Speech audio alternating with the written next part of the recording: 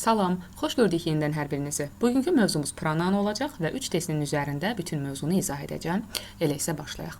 Birinci test tapşırığı aslı və müstəqil yiyəlik əvəzlikləri ilə bağlıdır. Aslı yiyəlik əvəzlikləri isimlə işlənir, müstəqil yiyəlik əvəzlikləri isə isimsiz olur və sonu s-lə bitən əvəzliklərdir və istisna şəkildə bir maydır ki, mayın forması olur müstəqil yiyəlik əvəzliyi. Bizim test tapşırığımızda da nöqtələrdən sonra isim gəlibdir. Deməli, sonu s-lə bitənləri çıxırıq. A, S, Y getdi. İkinci nöqtələrdən sonra isə nöqtə gəlib, yəni cümlə bitibdir. Biz müstəqil yiyəlik əvəzliyi yazmalıyıq, yəni sonu s-lə bitəni. Doğru variant, D variantı. İkinci test tapşırığımız isə it apostrofes və it haqqında olacaq. Bir qayda olaraq yadda saxlayırsınız ki, it yiyəlik əvəzliyidir, ondan sonra birbaşa isim gəlir. It apostrofes isə yeni bir cümlə yaradır, ondan sonra sifət, artikel və ya birbaşa zərf gəlir.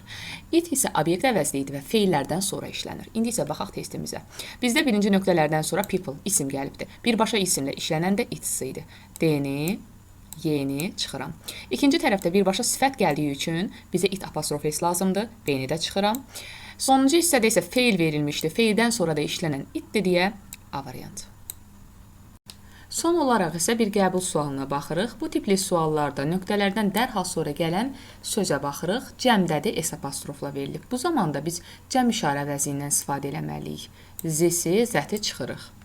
İkinci tərəfdə isə bizə tag question verilibdir. Bir tərəf təsdiqdir, bir tərəf inkardır. Və bu tipli suallarda, tag questionlarda nöqtələrin yerində mübtada durur. Və burada da mübtada yerində aktyorlar deyil, aktyorların məşhurluğudur. Və bu popularity sözü də təkdə olduğu üçün onu əvəz edəcək əvəzlik də təkdə olmalıdır. Ona görə it olmalıydı.